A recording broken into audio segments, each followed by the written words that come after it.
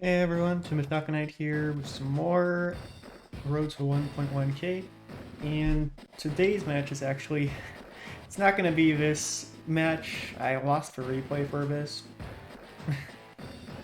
which is a bit embarrassing actually, but it was a pretty good match. I'm going to go over it pretty briefly before I start with the actual match, which is just going to be this Jake Mirror match on It That Betrays.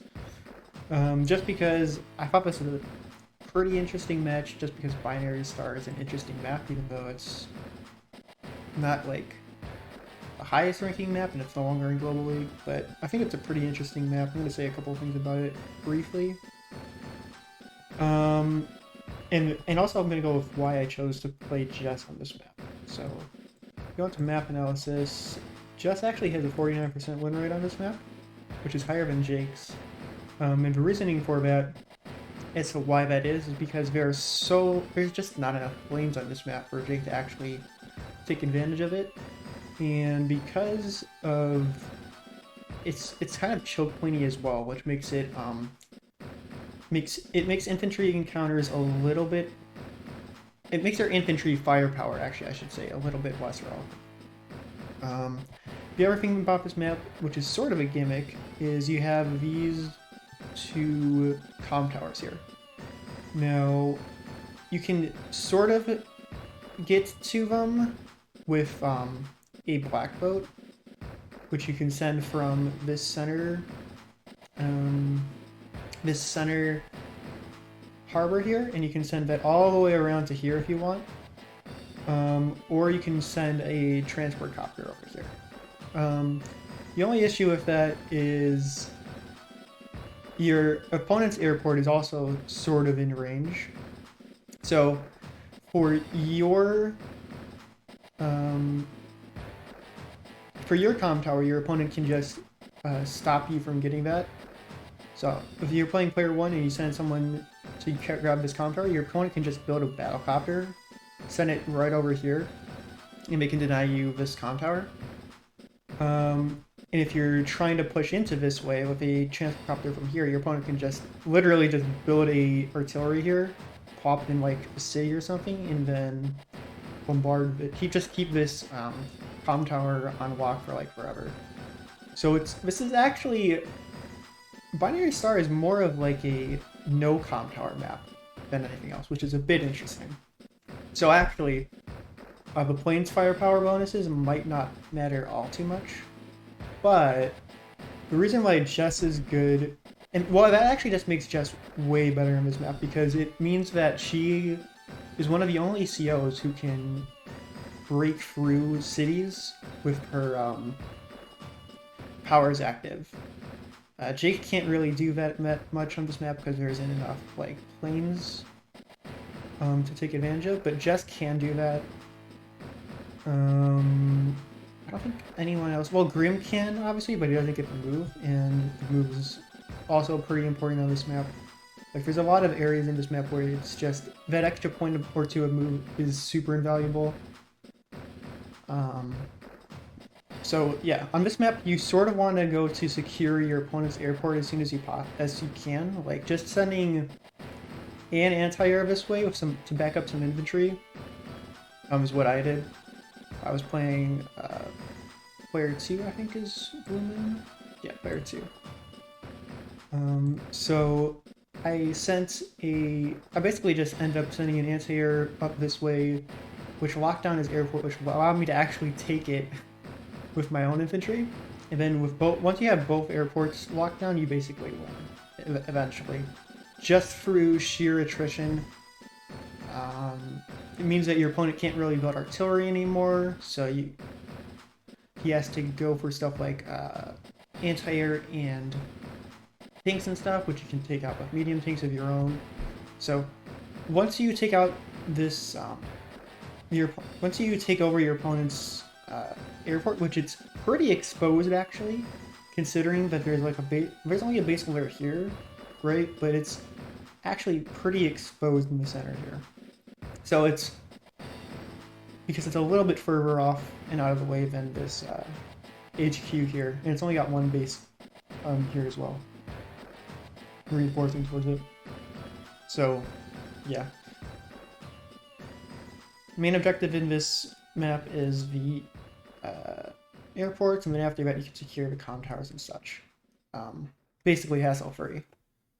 But it's an interesting map, and I had a lot of fun playing on it, actually. It's a real shame that I lost for replay to it, so I can't show it off, but... Anyways, so today's match is actually going to be this one on the map. If it betrays, it's going to be a Jake mirror match. And let's take a look at the map. So the map is right here. It's interesting. It's been around for a while, actually. So it's basically a very bread and butter type global league map that you should be expecting to play on. Which this was my first time playing on it, actually, so hence you will see me get kind of destroyed on it. But this, in comparison to the last map, there is a lot more open terrain with a lot more planes, making Jake like the perfect 2-4 pick in this map. I think like he's like the only one who gets like look at that 56% win rate. It's kind of, this is just a map made for Jake to play around on and beat shit up on. I think he might even be good enough on this map to consider taking up to tier 3. He's just super good on this map. Anyways, yeah, you got the comm towers in the center here. You got these mountain ranges here, which are very interesting. And like you can get mechs from these bases in the center here actually into mountain range. The mountain range is very early on as well. And then yeah, that's basically it. You got the airports off to the sides here, and these properties down here by these mountains are actually super important as well. So yeah, I'm gonna go ahead and just get into the replay then, though. And it shouldn't be that long. Only 11, it's only like an 11-day match, so or so. So immediately going for infantry builds here. Base, obviously, right out of the gate, and heading towards this way. There's an interesting little city chain you got here. This to this to this. So that's something you should keep in mind. There's this also this city out in the back here, which will take. It's a bit of an investment because you're keeping your infantry off the front lines with it to go for it, but it's definitely sort of worth it eventually to get it, but maybe not right away. So my opponent is moving in already towards the lab almost, which I'm mirroring down here actually, because you got these two cities here which are pretty valuable. You got this third one over here as well, but you can chain from these two, and my opponent goes for the tank right off the gate, and that's sort of what's going to happen on this map. There's a reason why well, actually no, that's not true. Forget what I just said. But yeah, so my opponent goes for a tank, and this is giving him a bit of an advantage because he's deciding where to start threatening stuff. So because he built this tank here, he's sort of threatening this entire area here, and because of that, I should have not really gone in like this, because I'm just basically just throwing away this infantry for free. It's actually super heavily overextended because this is within a first turn move for this tank here. It's actually, both of these cities are within this first turn from the tank, so this is definitely super overextending, but I just basically sent this guy out to die for no reason. And then I get a tank over here instead of over here. Now, assuming I keep this move, I should have definitely built it up here, and you'll see why. I should have built it up there in a second. But yeah, so he secures a lot of properties here. He's definitely ahead pretty significantly in the income game as well. Like, he's already ahead 2 properties. Which is my mistake for not knowing how to open on this map. And also, it's partially because he didn't go for a comm tower straight away. Which is a little bit important as well. So I move into the forest here. Which is like, no, it's not a good option. The reason I wanted to build, I should have built it here, is because that way I'd be able to put it into this city here. And that way, not only is it covering my infantry from this tank, so he can't move in and attack like he's about to do. Just a second. But he's going to be able to get another free first strike of his tank here on the infantry. See, like that. If I had a tank here, that would not have happened, but because this city is 7 tiles away from this base instead of 6, I can't just guard with a tank straight out of this way. And the other thing about this base here, as to why I should have built the infantry here instead of the tank, is like, there's nothing you can really do with the tank from here. You can sort of send it into the center, but the center's not really that good of a spot for tanks anyways, because it's super open. Maybe on this city, but I think even this base is definitely a better spot to build than this base, if you're going to go for it south. We definitely should have built this one first.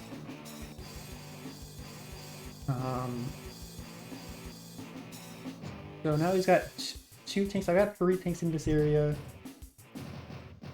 Yeah, so just infantry, tanks. And then I'm building a little bit of a tank wall up here, which it's making it a bit susceptible for a medium tank, but I'm kind of just asking him to build a medium tank up here, once he has the money for it.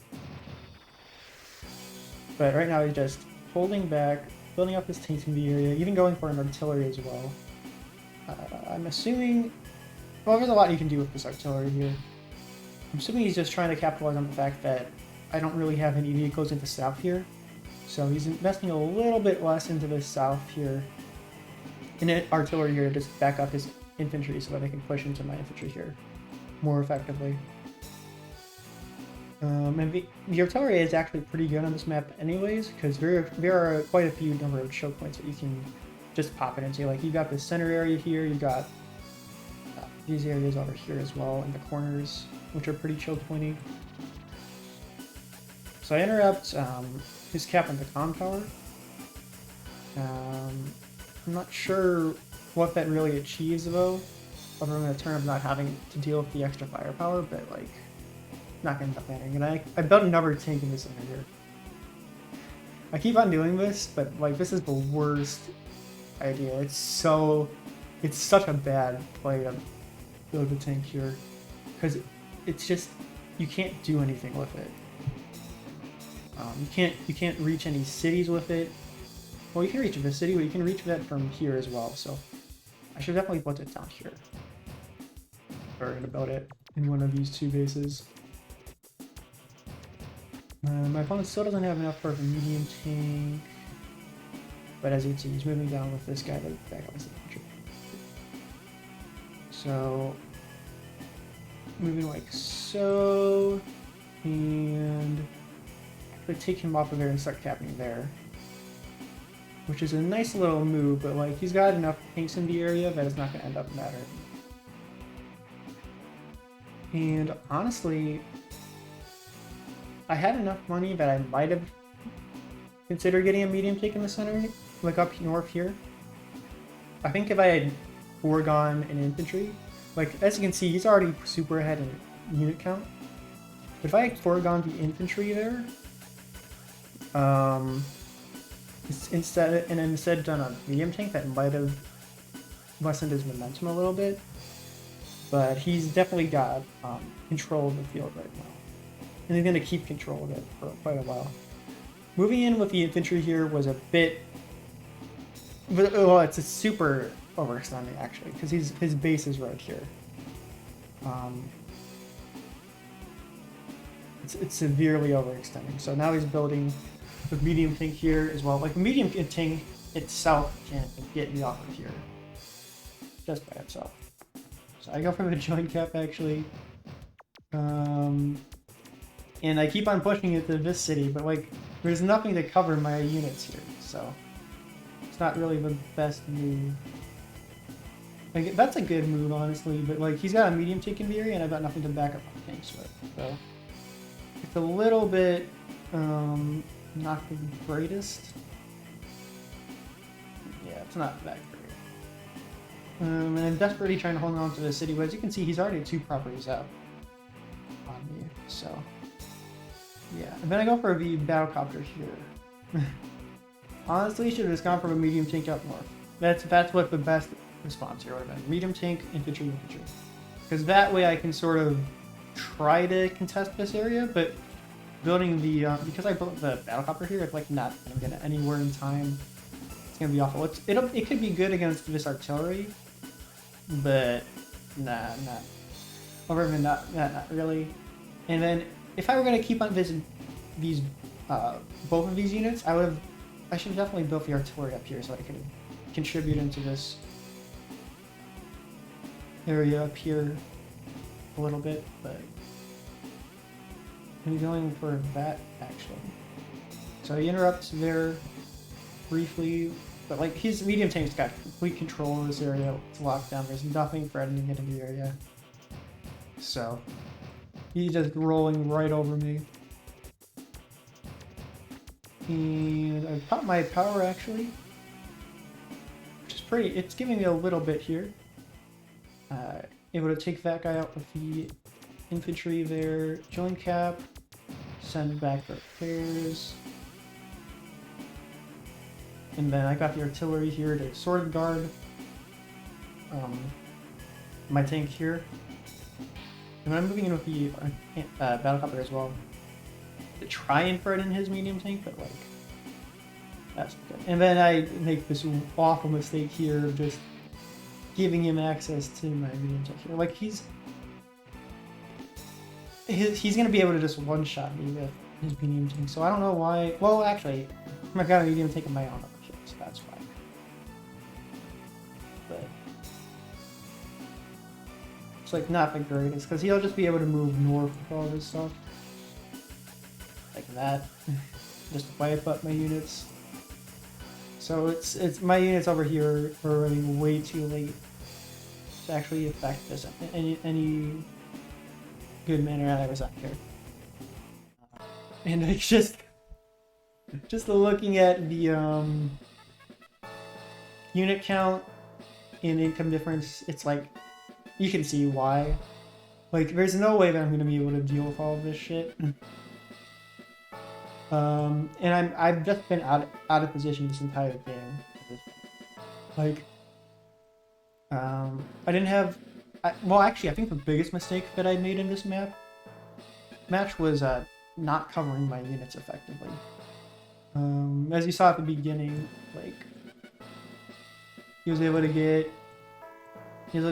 I overextended with him. Was able to just get a first shot off, free shot off there, then another free shot off there. And it's just been awful. Like, and then I overextend over here in the center as well. So I'm making a decent little push over here with my infantry and everything, but he's got enough tanks in the area that it doesn't matter. Like, he's able to just push against it super effectively. He gets a medium tank to deal with my tank spam, and then I don't respond with medium tank of my own. So because of that, he's able to just push for free for like several turns in this area. Even now, like he'd be able to just wipe up my units in the north here, send his infantry towards my cities and stuff. He's got this down basically.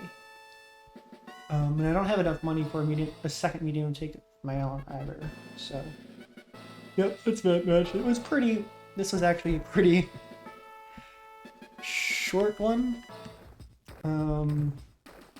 I was expecting it to be a bit longer, but like that was a 26-day marathon on Binary Stars, so I was expecting to do this reboot, but I don't know where it went. So yeah, next week I'm probably going to do... Well, I'm definitely doing this one for sure. Because Mission Maneuver is another...